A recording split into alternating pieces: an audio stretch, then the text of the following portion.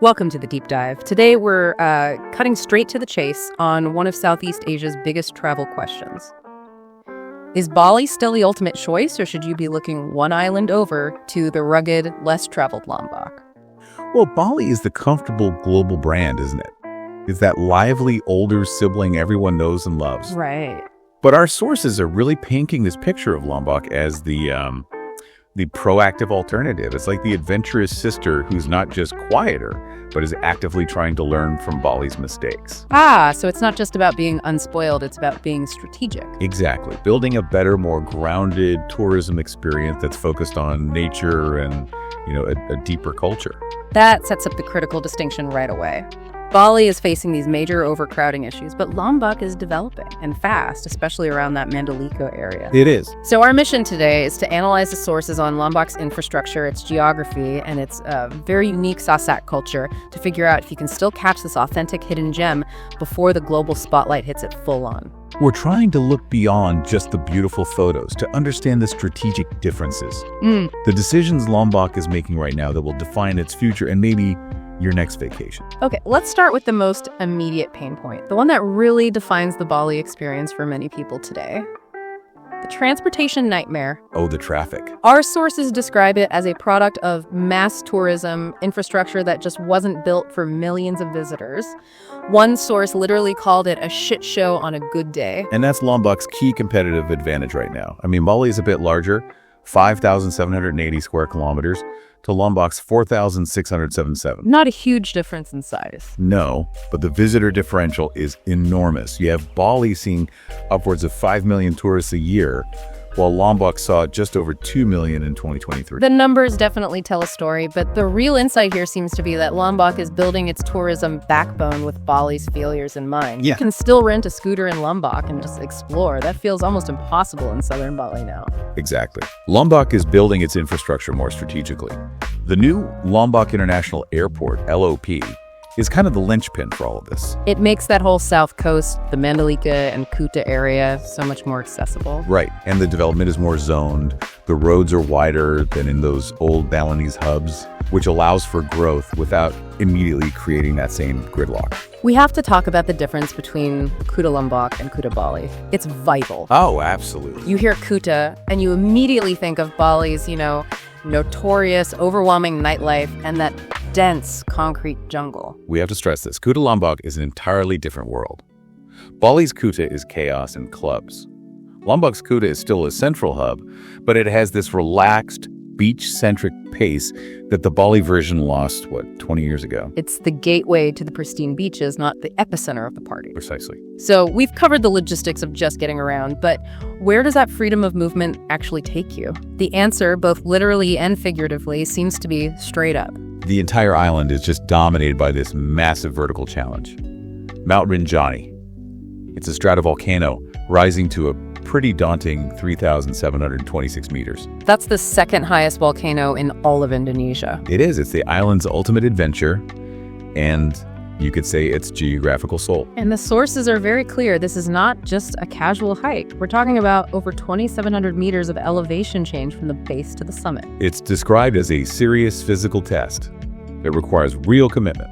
The standard tours are usually 3 or 4 days, starting from villages like Senaru or Sembalun Lawang. What's fascinating to me is that the most popular tour is actually the short one, the 2-day, 1-night option. That sounds brutal. It is brutal. It's for speed and endurance, not for savoring the view. Wait, a 2-day option for a climb that intense? That sounds borderline dangerous for a casual traveler.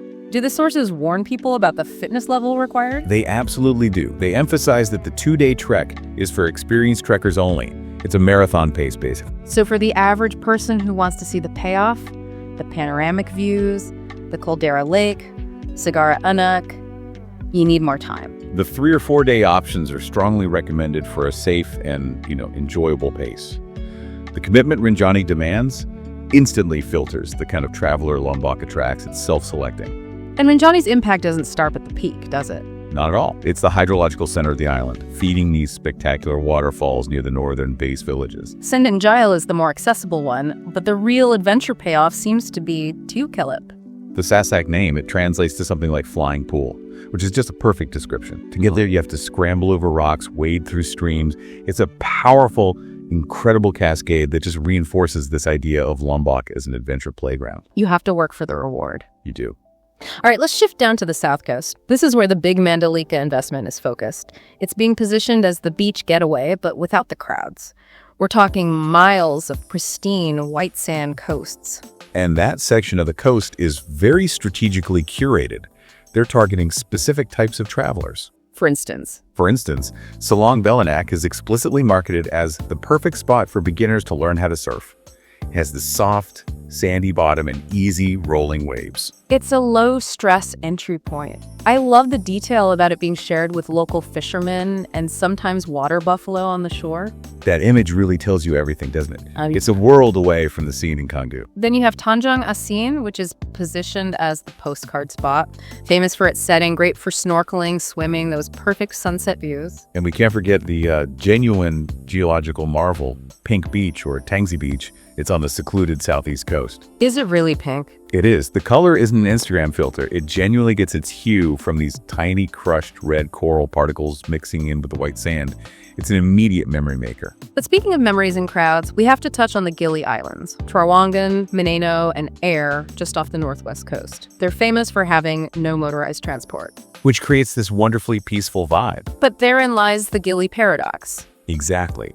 While mainland Lombok is still trying to maintain its solitude, the Gilis, especially around that iconic nest underwater statue near Gili Meno, can feel really overcrowded. So as soon as something becomes globally famous and photogenic, the pressure of mass tourism becomes intense, even without cars or motorbikes. It's a definite warning sign for the rest of Lombok, a cautionary tale. Okay, let's dig into the reason Lombok truly feels different. The cultural authenticity that's rooted in the Sasak people. They make up 85% of the population. This is the island's soul. It's what the careful development is trying to protect. And you can see it in these living museums, the villages of Saad and Ende. Right, and they're not just preserved ruins. Residents actively maintain traditional lifestyles. They live in homes made of mud, bamboo, and palm leaves. They practice ancestral crafts like weaving these beautiful ikat fabrics. These are living, breathing communities. The architectural details are fascinating, like the lumbung, the traditional rice barn. It's raised high on stilts, and it has these smooth wooden discs installed specifically to keep rodents out. It symbolizes frugality, the need to save. And the space underneath is used as a social gathering spot. It is. Or think about the pottery tradition in Banyumulek village. Their most famous piece is the Ken Hilmeling, the thief's jar. The thief's jar. Yeah, it's a water pot that has to be filled through a hole in the bottom. This seemingly backwards design symbolizes an outsider, a thief, entering through an unusual way. It just speaks volumes about their worldview. This brings us to the most unique aspect of Sasak life, their religious belief, Wetutilu. The name itself means 3 times. This is the crucial cultural aha moment. Wetutilu is a blend of Islam with deep-rooted animism and ancestral worship. Which leads its followers to pray only 3 times a day, not the Orthodox 5 times or Waktu Lima. Exactly. And this creates a different rhythm of life.